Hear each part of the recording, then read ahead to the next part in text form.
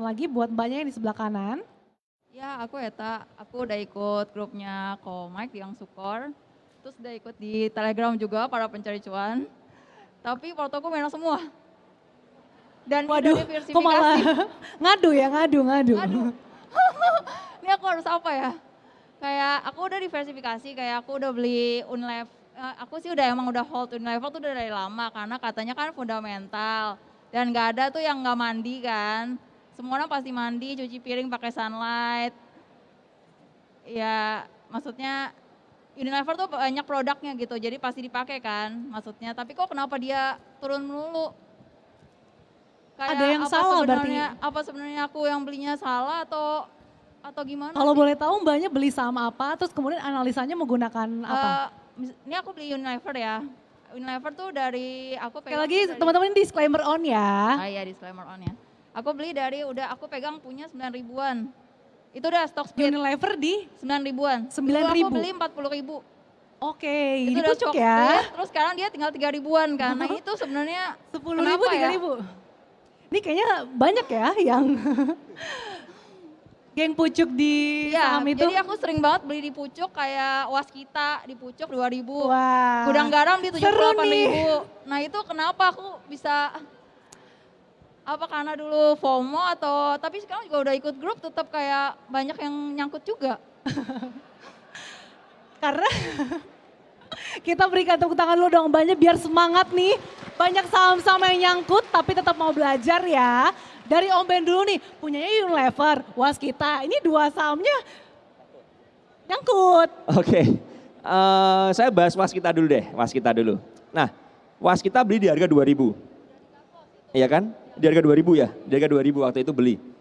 Pertanyaannya, Ibu sadar nggak sih Waskita sebelum ke 2.000 dalam term 4 bulan itu kenaikannya udah 100% lebih. Iya kan? Iya kan? Kenapa beli di 2.000? Nah ini pertanyaan coba, kenapa beli di 2.000 Bu? Karena lihat di grup banyak yang beli jadinya. Wah ikut-ikutan nih, ikut-ikutan. Jadi jawabannya udah tahu ya, karena apa? FOMO. Ya karena FOMO. Makanya saya tanya, kenapa sih teman-teman, saya tuh punya seorang followers, seorang ibu-ibu begitu. Dia datang jauh-jauh ke Jakarta, ketemu saya, kemudian dia tunjukin semua portonya. Dan ketika saya lihat portonya saya syok berat, karena apa? Dia punya koleksi saham rally semuanya. Contoh, konstruksi, dia punya Waskita di 2.000-an, KF Enough ya, dia punya di harga 6 ribuan, 7 ribuan. Pada ya. ketawa-ketawa nih, pada nyangkut Ya kan? semua deh kayaknya disebut. Bank digital, dia punya di harga, kalau nggak salah dia punya BGTG di harga 300 atau 400, kemudian ada lagi Tins Antam Inco, Antam dia punya di harga 3 ribuan. Jadi ini benar-benar kolektor pucuk semua. Nah, kenapa begitu? Karena sesimpel kita hanya trading berdasarkan vibes yang ada. Rame di market, rame di grup Telegram saham A, kita masuk. Ya kan? Tanpa kita melihat historical ke belakangnya. Ini saham udah rally belum sih? Bener gak sih? Karena kita latah. Saham A beli, semua beli. Saham B beli, semua beli. Dan kita seringkali merasa gagal. Ketika, contoh, disclaimer on sekali lagi. Hari ini saham BRPT naik, ya kan? Kita merasa gagal ketika teman kita punya. Kita kagak punya, kita merasa gue ini gagal nih, teman pada punya BRPT semua. Kok gue gak punya ya? Sebenarnya kita lupa, yang kita kejar itu bukan kita punya saham apa, tapi kita memiliki profit di semua saham, konsisten enggak pertumbuhan porto. Karena teman-teman apa? FOMO. Kalau trennya, contoh nih, trennya beli saham obat waktu itu, semua beli saham obat. Entah di pucuk, entah apa, pokoknya gue harus punya KF. Ini vaksin, Pak Jokowi mau vaksin, harus beli KF. Tanpa kita menganalisa apa-apa. Ya jadi itu alasannya itu. Kalau Unilever ya, Unilever di harga 9.000. Nah pertanyaannya begini, saya mau kasih satu masukan lagi. Yes, kita beli berdasarkan fundamental. Tadi kan bilang, siapa yang nggak pakai produk Unilever? Yes, saya sangat setuju sekali. Siapa yang nggak pakai Pepsodent? Semua pakai Pepsodent rata-rata kan. Nah, permasalahannya satu, saham bergerak bukan berdasarkan apa yang dipakai, apa yang Jadi gini, kalau produknya laku di masyarakat belum tentu sahamnya naik. Karena apa? Saham naik dan turun dipengaruhi buyer dan seller. Unilever kenapa turun? Sesimpel, karena asing taking profit terus. Lah kan fundamentalnya bagus. Yes, fundamentalnya bagus. Permasalahannya ikan besarnya lagi jualan. Nah, kita belilah jebret. Nah, dan sekali lagi kalau nyari fundamental, saya hampir tidak menemukan orang yang bilang Unilever fundamentalnya bagus, saham murah di harga 9.000. Mereka bilang ini over value semua. Kemahalan semua. Itu kalau ngebedah secara fundamental yang benar. Jadi fundamental itu bukan cuman, oh ini produknya kita pakai, ini produknya laris. Enggak sesimpel itu.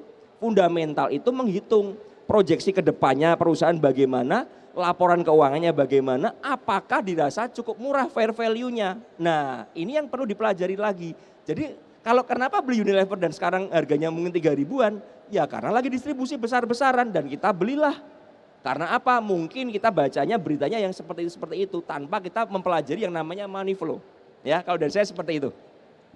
Oke, kalau dari Michael gimana? Aku nggak ngebahas Waskita dan Unilever. Aku bisa jelasin sebenarnya, tapi nanti jadi panjang. Cuman aku mau bilang ini ada 3 jenis trader. Yang pertama itu trader yang paling pada umumnya, dan itu 90% orang sama seperti ini. Jadi ketika kamu takut terhadap minus 5%, begitu kamu profit 5%, kamu takut juga kehilangan profit 5% itu. Jadi most likely kalau kamu takut, kalau minus 5% kamu udah buang, begitu profit 5%, kamu juga udah taking profit. 50-50. Dan kemungkinan trader seperti ini bisa menumbuhkan portofolionya kecil. Itulah saya 5 tahun lalu. Trader jenis kedua, itu dia sadar bahwa di dunia saham itu ada keajaiban. Keajaibannya seperti ini Kak. Suatu saham yang kita miliki mungkin minus 90%. Mungkin juga minus 99%. Tapi kalau habis most likely nggak mungkin kecuali company-nya di listing. Tapi kenaikan dari suatu saham itu enggak cuma 100%, sampai 1000%, 10.000% pun ada. Bayangkan, downside-nya 90%, potensi kenaikannya even sampai 1000 atau 10.000%. Ini harus dimanfaatkan, dan inilah trader kedua yang udah ngerti sistem bahwa matematika di dalam perhitungan bursa itu kejam. Dan ada keajaiban yang bisa kalian gunakan. Ada trader ketiga yang paling harus dibenahi nih Kak. Adalah ketika dia punya posisi, dia nggak rela kalau seandainya dia buang atau dia rugi. Jadi begitu dia turun, dia biarin. Profit sedikit, dia jual.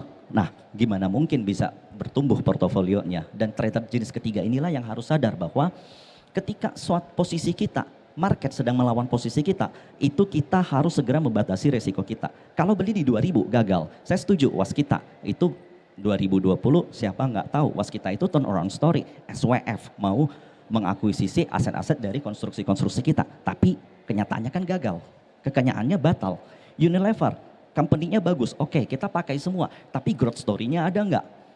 Ada nggak ledakan pertumbuhan penduduk? Ada nggak pertumbuhan GDP yang mengharuskan bahwa konsumsi dari produk-produk Unilever itu bisa bertumbuh secara kencang? Jawabannya enggak, stagnan. That's why likuiditas market kita itu kecil. Uang itu berpindah dari satu sektor ke sektor lain. Yang bottom line-nya bagus, yang growth story-nya ada, yang turnaround story-nya ada. Sementara pada saat itu Unilever memang bagus tapi growth story-nya enggak ada. Sudah cukup jelas ya. Nah sebenarnya yang menjadi pertanyaan adalah gini. Kapan sih kita taunya atau gimana caranya kita taunya, analisa apa yang kita butuhkan supaya kita bisa tahu kira-kira kita bisa masuk di suatu saham itu di harga berapa. Jangan sampai misalkan kalau kita udah lihat nih, oh saham ini kayaknya udah 3 hari beruntun naik. Nah ini jangan-jangan pas kita masuk malah besokannya anjlok. Nah itu gimana? Kalau dari Om Ben dulu deh. Kalau dari saya begini, saya bukan expert di dalam fundamental ya, saya lebih expert di TA, TA-nya aja nggak expert banget lah, kalau expert lebih Michael ya, kalau TA. Tapi begini, saya mempelajari bahwa dari pergerakan sebuah saham, itu kita harus bisa mengerti di mana big money masuk. Jadi inflow-nya harus ada.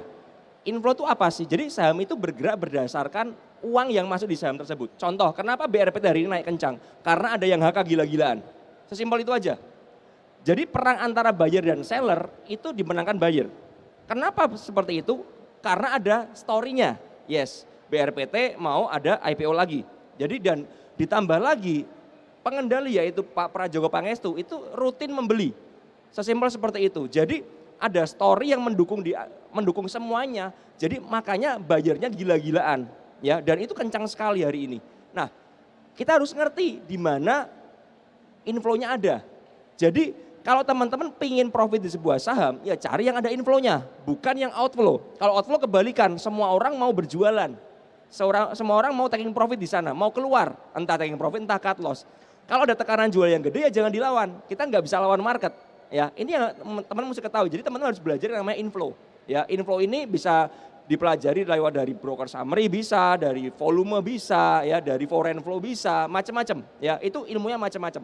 Tapi teman-teman harus ngerti di mana money in and money out itu harus tahu dulu. Yang kedua, teman-teman harus belajar yang namanya technical analisa. TA kan ada yang bilang, TA kan bisa digambar, ya kan? Bandar bisa gambar TA dong, pakai duit. Yes, saya sangat setuju.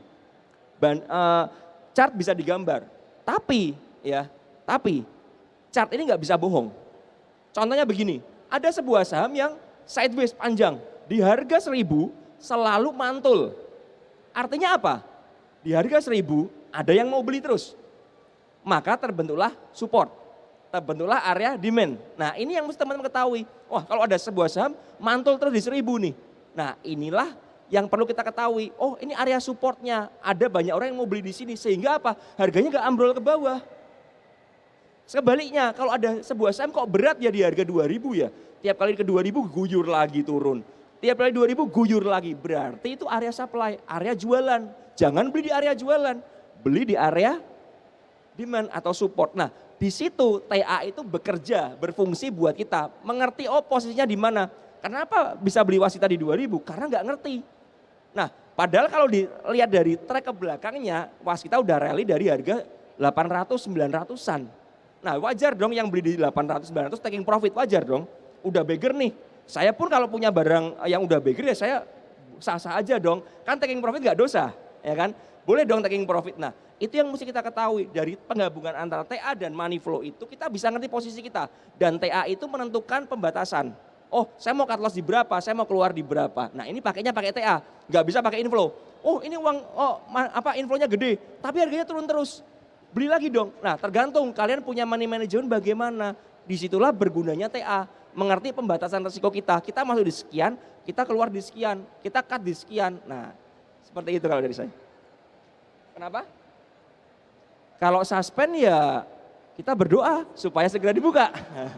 Cuma itu yang bisa kita lakukan.